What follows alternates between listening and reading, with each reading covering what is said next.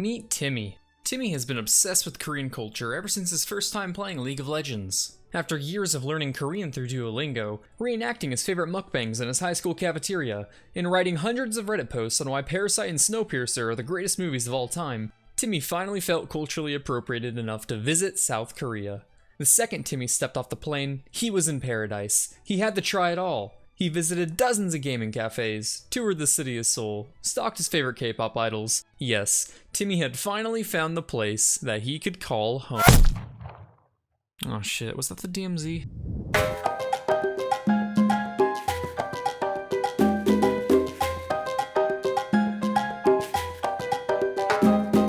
The Korean DMZ, or Demilitarized Zone, is a 250-kilometer long, 4-kilometer wide stretch of land on the Korean peninsula. The region, filled with gun turrets, electric fences, and landmines, serves as a buffer zone between North and South Korea.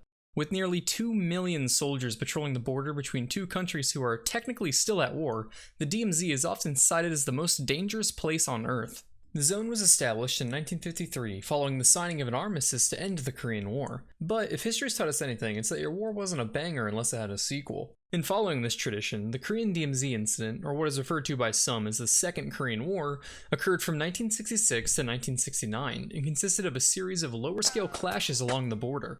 In 1966, President Lyndon B. Johnson was visiting South Korea to thank them for contributing forces to the Vietnam War effort. Some of you may die, but it's a sacrifice I am willing to make.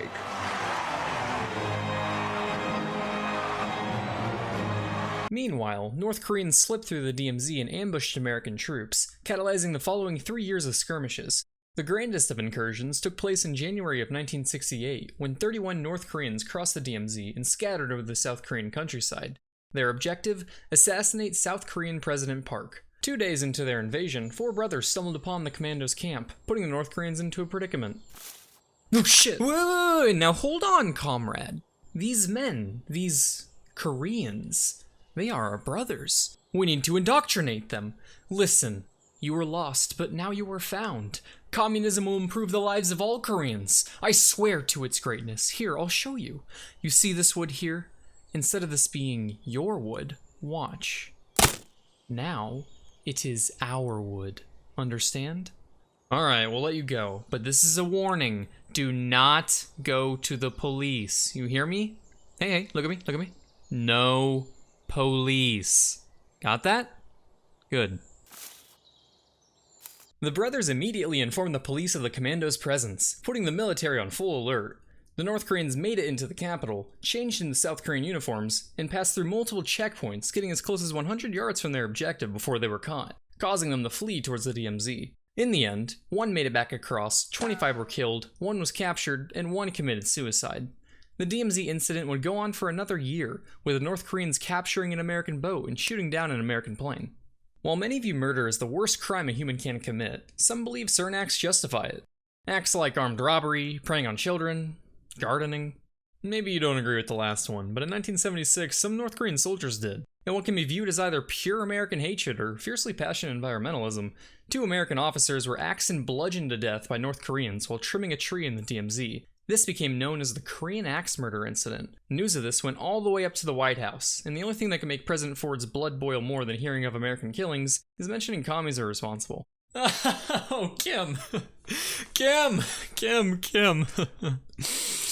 Now you fucked up. In response, in an ultimate show of, you don't fuck with the United States, Operation Paul Bunyan was greenlit. Named after the mythical lumberjack from North American folklore, the operation was simple. Return to the DMZ to fully cut down the tree rather than trim it, but this time with a little bit of backup. Specifically, the US and South Korea brought 140 men armed with axe handles, pistols, M16s, grenade launchers, vehicle-mounted chain guns, chainsaws, commandos with fucking claymore mines strapped to their chests, and a team of 64 South Korean special forces with no guns, just clubs, taekwondo training, and the spirit of Bruce Lee to guide them.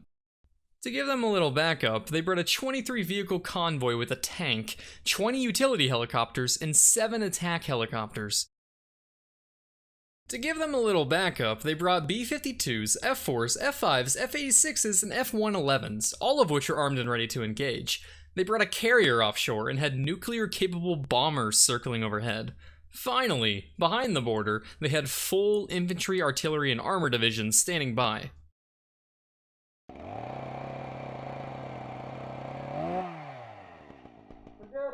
While Jeremy Wade has made some dazzling catches over the years, he pales in the limelight of South Korean fishermen. Morning, June. Good haul today? Oh, pretty good. Healthy amount of mackerel and anchovy. Yourself? Oh yeah, a couple dozen squid, some hairtail, submarine. North Korean espionage? North Korean espionage, that's right. In 1998, a North Korean espionage submarine was caught in a fishing net just south of the border. South Korean fishermen observed crewmen attempting to untangle the sub and reported it to the Navy. The Yugo-class submarine sank as the South Korean Navy was towing it to port. When it was salvaged a few days later, of the 9-member crew, 5 were found executed and 4 had committed suicide. One could say, for the North Koreans, things did not go swimmingly.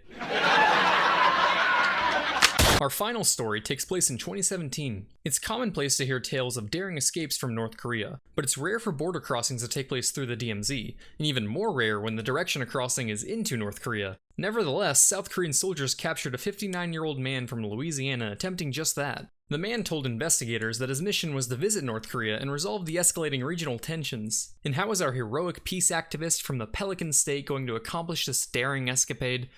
It seems we will never know. But the only thing he packed for his mission was extra underwear, so unless he was playing some MacGyver shit or able to pull off a 10-foot vertical, I don't think it would have gone very far. Or would he? So, in conclusion, while the DMZ provides an isolated region allowing endangered species to thrive, and apparently 5G service, simply picking up gardening is all it takes to bring down enough firepower to make Saving Private Ryan look more like Saved by the Bell. 4 out of 10 stars.